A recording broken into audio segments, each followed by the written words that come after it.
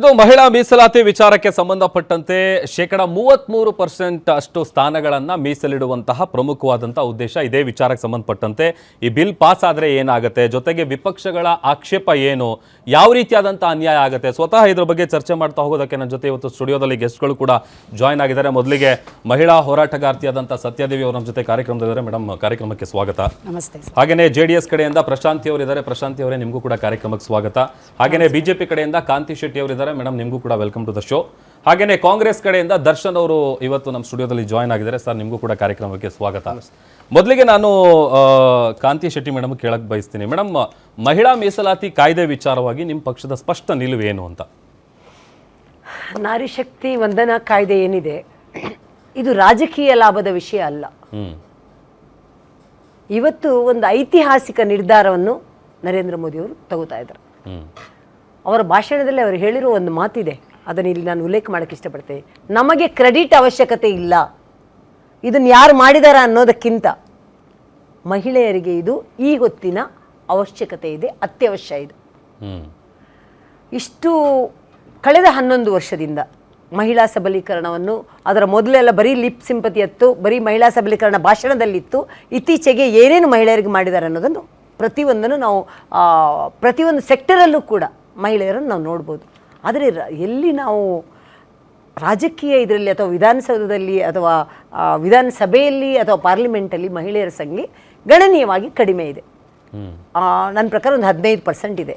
ಅದನ್ನು 33%ಗೆ ಏರಿಸುವುದು, ಇದರಲ್ಲೂ ಕೂಡ ರಾಜಕೀಯವಾಗಿ ಚರ್ಚೆ ಮಾಡ್ತಾರೆ ಅಂತ ಹೇಳಿದ್ರೆ, ಇವತ್ತು 409 ಜನ ಮತದಾನ ಹಾಕಿದ್ರೆ ಅದರಲ್ಲಿ 409ರಲ್ಲಿ ಸರಿಸುಮಾರು ನಾನು ಅನ್ಕೋತೀನಿ 185 ವಿರೋಧ ಆಯಿತು, 185.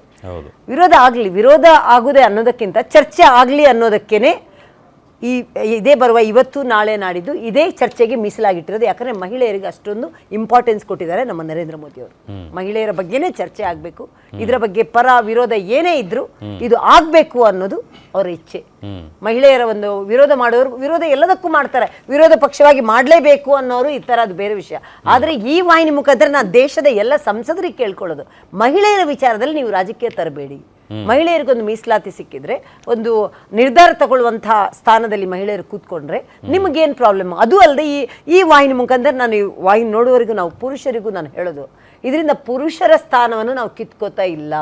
ಅವರ ಸ್ಥಾನ ಇದೆ, ಅದು ಬಿಟ್ಟು ಬೇರೆ ಸ್ಥಾನವನ್ನೇ ಮಾಡ್ತಿದ್ದಾರೆ. ಅದು ಏನಕ್ಕಂತ ಹೇಳಿದ್ರೆ, 1951ನಲ್ಲಿ ದೇಶದ 36 ಕೋಟಿ 10 ಲಕ್ಷ ಜನ ಇದ್ದದ್ದು, ಆವಾಗ 494 ಕ್ಷೇತ್ರ ಇತ್ತು.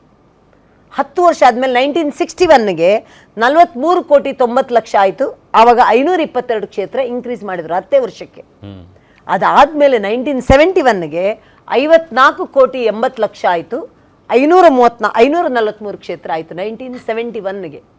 ಅದಾದಮೇಲೆ ಈಗ ಅಲ್ಲೊಂದು 29 ವರ್ಷ, ಇಲ್ಲೊಂದು 26 ವರ್ಷ. ಇಷ್ಟು ವರ್ಷಕ್ಕೆ ಪ್ರತಿ ವರ್ಷ 10% ಆ್ಯಡ್ ಆದರೆ ಈಗಿನ ಜನಸಂಖ್ಯೆ ಏನಿದೆ, ಬರೀ ಮಹಿಳೆಯರೇ ಈಗ 47 ಕೋಟಿ ಬರೀ ಮಹಿಳೆಯರೇ ಇದ್ದಾರೆ. ಟೋಟಲ್ ಜನಸಂಖ್ಯೆಯಲ್ಲಿರುವಾಗ ಏನು ಸ್ಥಾನ ಇತ್ತು, ಯಾವ ಥರ ಇತ್ತು? ಈಗ ಮಹಿಳೆಯರೇ ಇಷ್ಟಿರುವಾಗ ಪ್ರಾತಿನಿಧ್ಯ ಮಹಿಳೆಯರು ಕೊಟ್ಟರೆ ತಪ್ಪೇನಿದೆ? ನಾವು ಕೇಳ್ತಾ ಈಗ ನಾನು ನೋಡ್ತಾ ಇದ್ದೆ ನಿಮ್ಮಲ್ಲೂ ಬೇರೆ ಕಡೆನೂ ಮಾತಾಡುವಾಗ ವಿರೋಧ ಪಕ್ಷದವ್ರು ಏನು ಹೇಳ್ತಾ ಇದ್ರು ಅಂತ. ಏನು ಬಿಲ್ ಮಂಡನೆ ಮಾಡುವಾಗ ಕ್ಲಿಯರಾಗಿ ಹೇಳಿದ್ದಾರೆ ಅವರು, ಯಾವ ಥರ ಯಾರಿಗೂ ತೊಂದರೆ ಆಗದಂಗೆ, ಎಲ್ಲೂ ಅಭಾಸ ಆಗದಂಗೆ, ಅಥವಾ ಇವಾಗಲೇ ಅವ್ರು ಹೇಳಿದಂಗೆ ಮನೆ ಪ್ರಕಾರ ಅಲ್ಲ, ಅಲ್ಲಿನೂ ನೀವು ಜಾತಿ ಧರ್ಮ ಅಂತೆಲ್ಲ ಬೇಡ. ಮಹಿಳೆ ಯಾಕ್ರಿ ಜಾತಿ ಧರ್ಮ ನೋಡ್ತಿದ್ದೀರಾ? ಬೇಡ ನಮಗೆ, ಎಲ್ಲ ಮಹಿಳೆಯರಿಗೆ ಕೊಡಿ.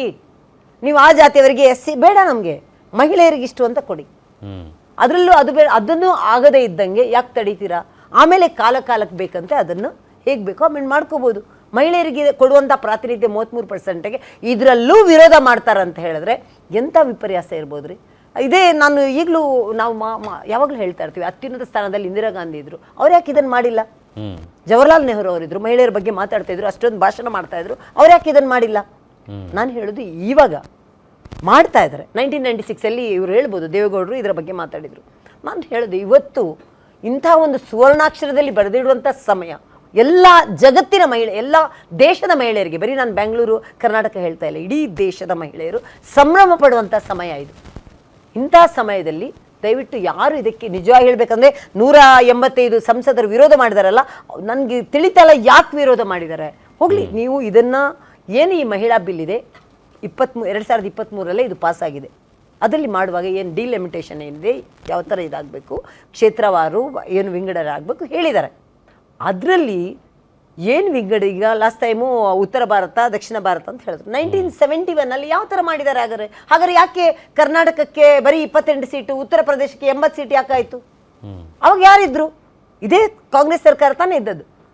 ಅವಾಗ ಯಾಕೆ ಯಾರು ವಿರೋಧ ಮಾಡಿಲ್ಲ? ಉತ್ತರ ಪ್ರದೇಶಕ್ಕೆ 80 ಸೀಟ್ ಕೊಡ್ತೀರಾ MP ಸೀಟ್, ಕರ್ನಾಟಕಕ್ಕೆ ಬರೀ 28 ಕೊಡ್ತೀರಾ, ಯಾಕೆ ಯಾರು ವಿರೋಧ ಮಾಡಿಲ್ಲ?